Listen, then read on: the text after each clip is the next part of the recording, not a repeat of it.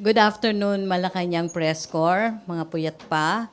Kasama na natin si Presidential Spokesperson and Chief Presidential Legal Counsel, Salvador Panelo. Good noon, MPC. I am ready if you are.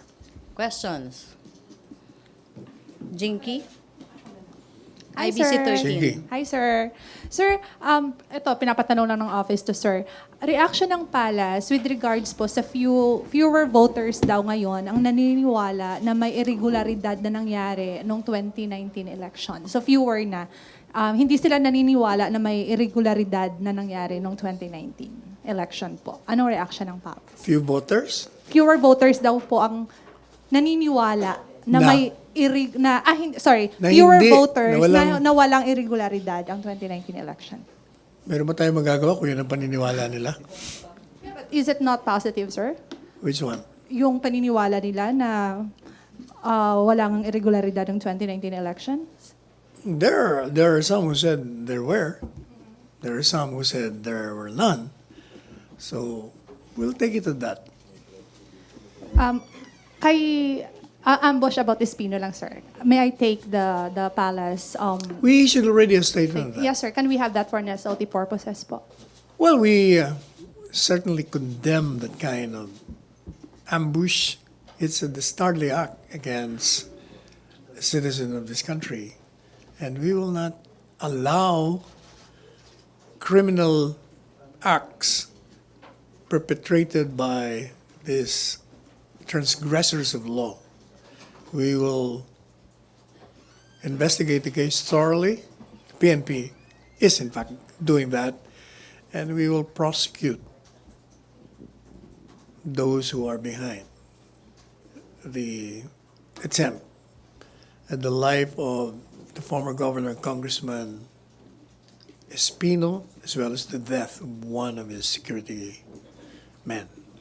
Thank you, sir. Tina Panganiban Perez, GMA 7. Hello, sir. Sir, reaction lang po dun sa statement ni former Secretary Del Rosario. He said that the government doesn't need to set aside the arbitral ruling for a joint exploration with China. You can do it now through a Philippine service contract arrangement, and that way, the government will still be faithful to the Constitution and will not be abandoning the arbitral ruling. The problem with him is he talks a lot, but as the president says, he was behind the loss of Scarborough Shoal. And moreover, the setting aside doesn't mean that we will abandon it.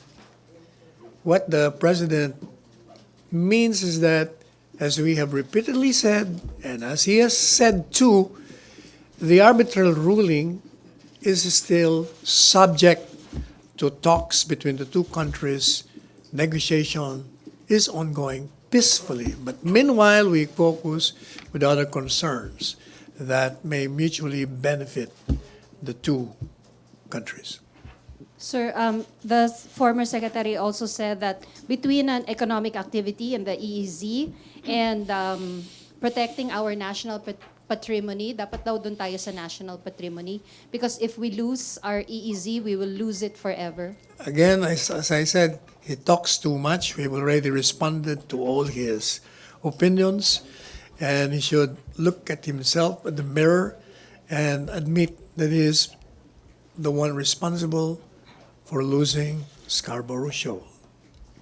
Sir, on another topic po, may napili na po ba si President na permanent na mag-head po sa Bucor? Because yesterday, Senator Bongo said that if he were asked by the President, he would recommend that a killer head the Bureau of Corrections. A killer? A killer. He did not elaborate, but he just said a killer. The president has not made any announcement on that. So we'll just have to wait for his appointing a person to replace Chief Faldon. May follow-up? Virgil, sorry. Hi, sir. What qualities is the president looking for a Apart new... from being a killer, Probably. Senator Bong, Ano ba dapat yung new Bucor chief, sir? You know, Kasi nakailang palit the na eh. president has only two qualifications: honesty and competence. Okay. Sir, may tanong ang taga TV5, Miss Jenny Dongon. Ang sabi niya, ang tanong niya dito, reaction daw ng Palas nang lumutang ang pangalan ni Janet Lim Napoles sa Senate hearing. As we have said, let the investigation proceed and let the truth come out, and thereafter, heads will roll. Okay. Nestor, follow up muna sa Yucor. Nestor.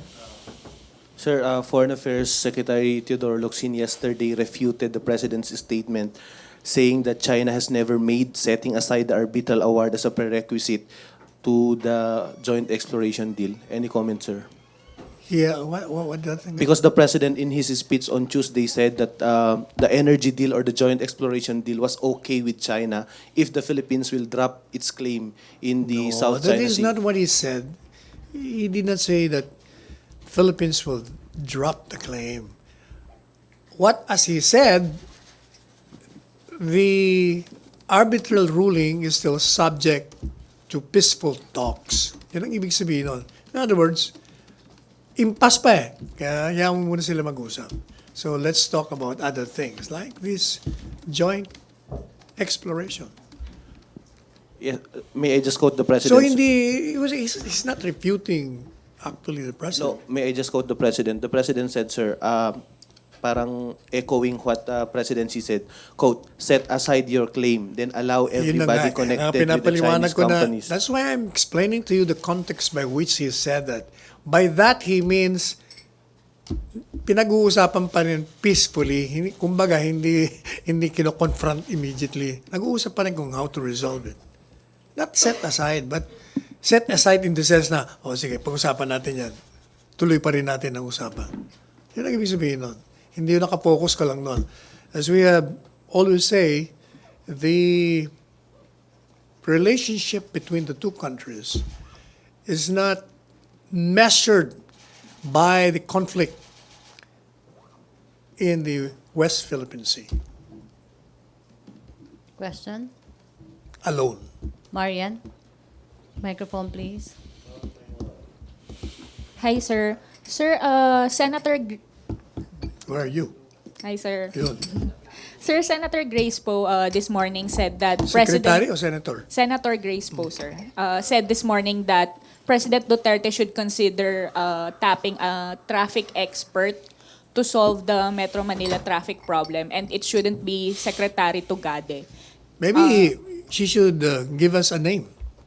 Senator Grace. Okay, sir. And then, sir, ito po yung quote niya. At least when it comes to traffic and when it comes to dealing with the solutions for the traffic mess, I think that somebody else should take his place, referring to Secretary Tugade. No, with respect siguro sa traffic. Yes, sir. Czar, not with respect to Secretary. So, is the Meaning- palace considering... That's why my response is maybe Senator Grace has a person in mind. Why don't she come out with it?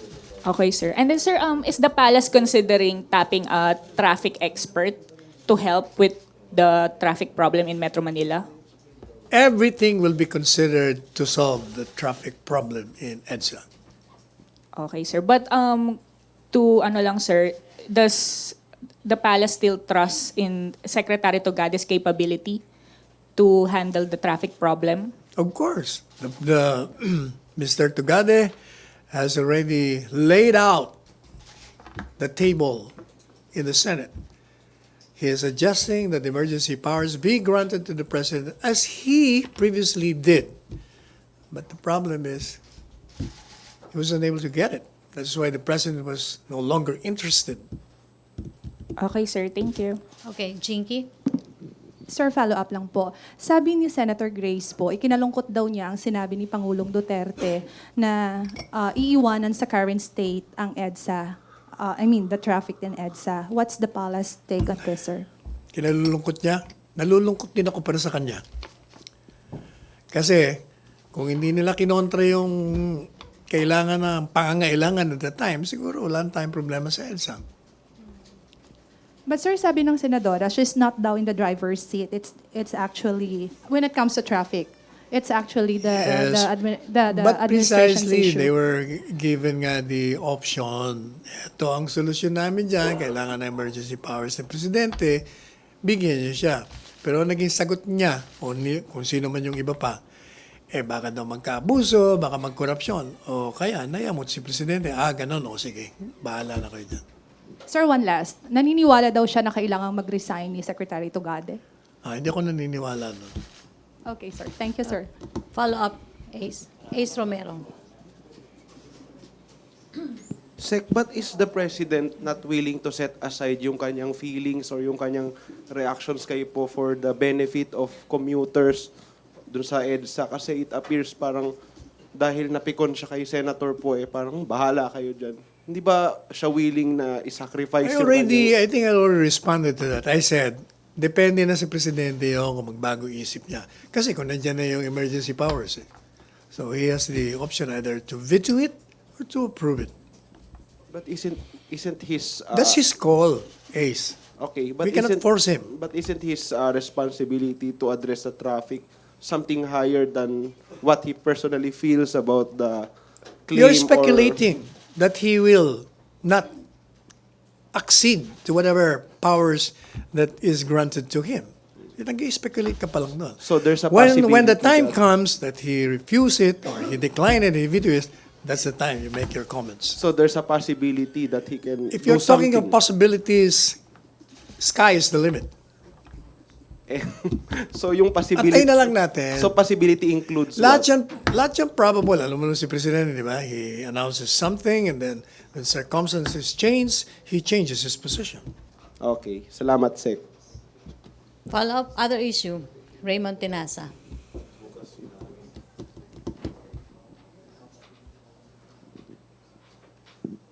Just to clarify quickly, yung saan po kayo humugot doon sa naging paliwanag nyo?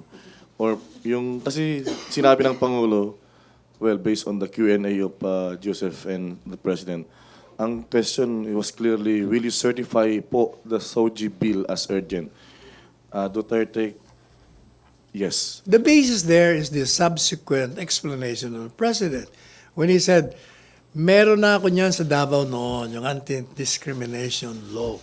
So he was actually referring to that. Pero para Moreover, I will repeat what I said. With respect to anti-discrimination against the particular class, that can be included in the general anti-discrimination law. Nakita ko kagabi, flash yung mga topics doon sa anti-discrimination law kay Senator Angaria. Nandun eh. So pareho din yun. So para everybody Kasi happy. nga, hindi pa pwede kasing class legislation. Di-include mo na lang. And even Congresswoman Roman said so herself, that they're welcoming that. So everybody that are or would be subject to discrimination happy at hindi lang I yung think so, LGBT because community. this is an anti-discrimination bill. So pasok lahat. Ayos. All forms of discrimination against any person or particular class of person. Okay, agree sir. Thank you. MPC questions? Jen Kabiling, Manila Bulletin. Wala si Julie. Hello, sir. Sir, on Joma season, he said that the arrest warrant against him was politically motivated and he cannot be extradited from the Netherlands. What's your take on it? He always say that naman eh. Yung problema, meron na siyang warrant. So, buti na academic lahat ng mga sinasabi niya. They were given the opportunity to rebut the evidence submitted before the court. Or prior to that, the preliminary investigation, prosecutors found probable cause, filed before the regional trial court, and the court finds probable cause. Paano pa? So, sir, he can be extradited from the Netherlands. The government can coordinate with the foreign government there. Yes, why not? If the Netherlands government allows it, nasa sa kanila rin yun. But until such time as he faces the music, may problema siya. He should unchain himself from that illusory dream of ousting the present dispensation. 50 years plus na yan. Okay, questions? Marian? Hi, sir. Kunin lang, sir, yung palace comment. Yesterday, sir, 7 undocumented Chinese nationals were arrested in Masinloc, Zambales for illegal dredging. According to them, 10 months na daw sila dun, sir. What are your thoughts on this, sir? They're 10 months nakadetain?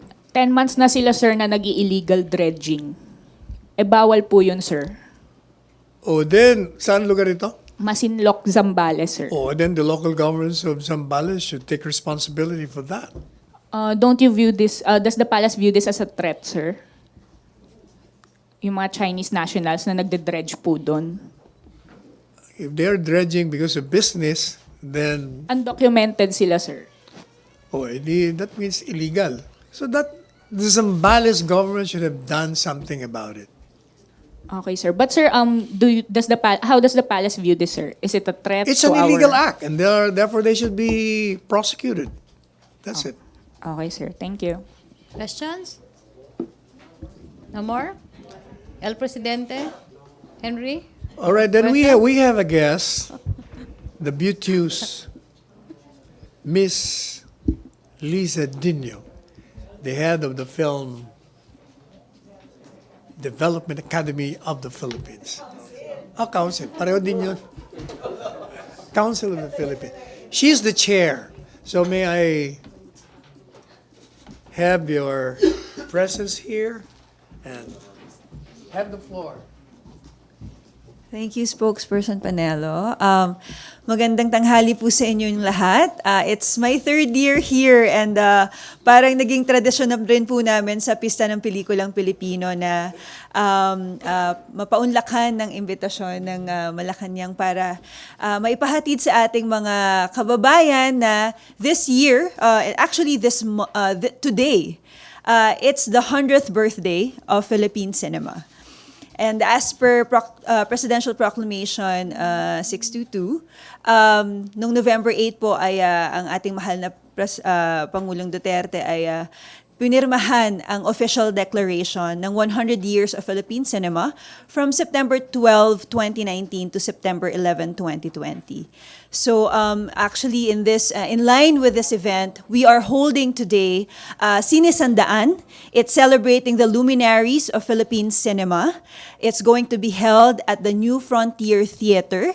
Mamaya pong hapon kung saan more than 300 pong luminaries na talagang humubog sa pelikulang Pilipino ay may magsasama-sama po mamayang gabi upang iselebra at ipagdiwang ang ikasandaang taon ng pelikulang Pilipino. Meron po tayo mga 1,000 guests na manggagaling sa iba't ibang sektor mula sa gobyerno hanggat sa pati sa mga iba't ibang institusyon. Kaya excited po kami dahil after 100 years in this 100th year celebration of Philippine cinema, magsasama-sama po ang iba't ibang sektor ng industriya. And paparangalan po namin ang lahat simula po sa mga tao na nasa likod ng kamera, pati po ang mga taong nasa iba't ibang genre ng paggawa ng pelikula, pati po ang ating mga icons. So, hinihimo po namin ang lahat na sana po'y suportahan ang ikasandaang taon ng pelikulang Pilipino dahil naniniwala naman po ako na lahat po tayo at some point in our lives, cinema is a very, very big part of us. And the reason why Philippine cinema has reached this 100 years is because of the support of our audience. Ang suporta po ng ating mga manonood na Pilipino na talagang walang sawa pong sumusuporta sa lahat ng mga filmmakers natin, lahat po ng mga producers natin na nagbibigay ng iba't ibang kwento na sumasalamin sa buhay nating lahat. Because this month is, we hope and we aspire that we can enjoin our legislators to hopefully declare September as Philippine Movie Industry Month. And for the Pista ng Pelikulang Pilipino to be institutionalized as the celebration of the Philippine Movie Industry Month, Ngayon po namin sineselebrate ang Pista ng Pelikulang Pilipino in line with this celebration. And we are very pleased and proud to present you with 10 beautiful films that represents the history of our Philippine cinema. I'd like to share with you the titles of the films, at alam ko pong siguro you've come across this in the commercials, in the ads, because napakasipag po ng ating mga filmmakers na mag-promote at talagang i-share ang pelikula sa lahat ng sulok ng bansa. We have The Panty Sisters, directed by June Robles Lana, starring Christian Bables, Martin Del Rosario, and Paolo Ballesteros. We have Lola Igna, directed by Eduardo Roy, starring one of the living legends of Philippine cinema, Miss Angie Ferro. I'm Elenia L. with Maris Racal and Inigo Pascual, directed by Dos Quizon. It's his very first film. Circa, with the oldest working professional actress po here in Philippine cinema, Miss Anita Linda, directed by Adolf Alex. Open, directed by Andoy Ranay with R.C. Munoz and J.C. Santos. Pagbalik, this is our only Visayan film, and it was all in Visaya, paying homage to the time that we have a very prosperous and very fruitful, productive Visayan film industry. This is directed by Suzette Ranillo and starred by none other the queen of Visayan movies, Miss Gloria Sevilla. We also have Watch Me Kill, directed by Tai Asherto with Jean Garcia in her first femme fatale assassin role. Cuddle Weather with Rod Marmol with Sue Ramirez and R.K. Bagatching. And LSS, directed by Jade Castro with Gabby Garcia, Khalil Ramos, and the very famous indie band na talagang sinusuportahan ngayon na tinatangkilik ang Ben and Ben, and they're also co-producers of this film. And G, directed by Don Don Santos with Jameson Blake and McCoy De Leon. And we will also have a special limited screening of the film that just won the special jury prize in the recently held Venice International Film Festival, one of the most important film festivals in the world. The title of this film is Verdict, directed by Raymond Ribay Gutierrez, starring Maxine Eigenman and the late Christopher King. This is actually his last film. And right now, it's doing the rounds of international film festivals all over the world, again, giving recognition to Philippine cinema. It is now in Toronto. It was just in Telluride Film Festival. Mga A-list film festival po ito na talagang tumutulong po sa atin na i-promote po ang pelikulang Pilipino. I'd like to share with you the trailer of Pista ng Pelikulang Pilipino. Thank you.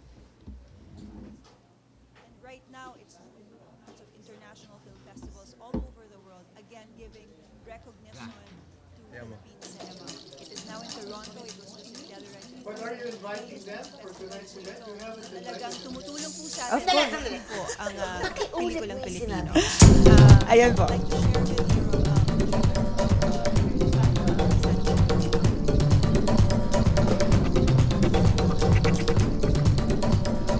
Hindi mo pwedeng gamitin yung totoo mong pangalan sa trabaho. G naman po lahat yan. I mean, hindi po. G yung trailer. I'm Elenia. Elenia Lakambati. Lakambati nga. Zach, kami na. Oh, wow! Ano, gusto mo siya makasex? Ay, paano ko? 100,000,000 sa unang makakapagbigay sa akin ng apo. Susunod po! Pasusunod po, Erpan! Mambabayin tayo, mga bakla! Kailangan ito tapusin. Buhay natin ay parang pelikula. Merong beginning, merong ending. Ano kung taga Maynila sila, pakialam ko? Bakit nila ako dadalawin? May sakit ba ako? Sa may sakto, ang magpabilin o biyaan sila.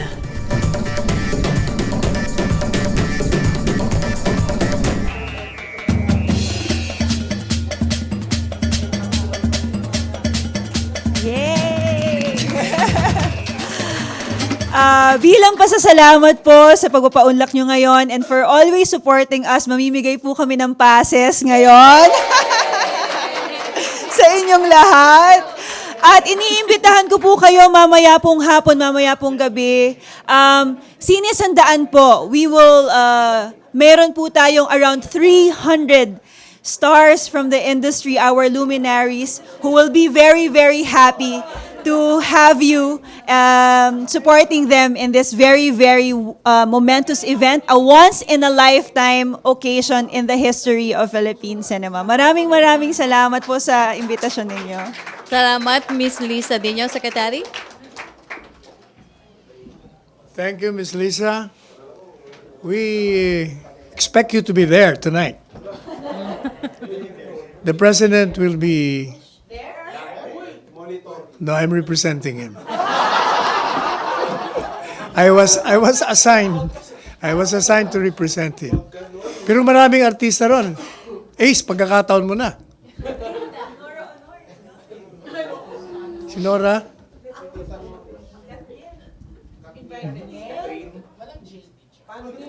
Si nandun ba sino nga yung Miss Universe natin? Hindi. Yun, si Pia. Si work back. Okay, MPC, may tanong pa kayo? O, sino pupunta?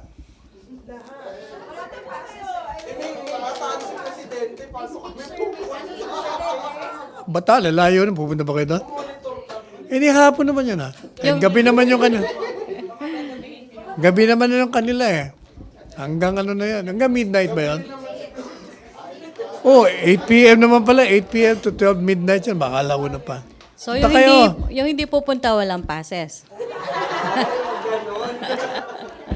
Okay, thank you, Secretary. Thank you, MPC. Thank you, Ms. Lisa. MPC. Back to my studio sa People's Television Network.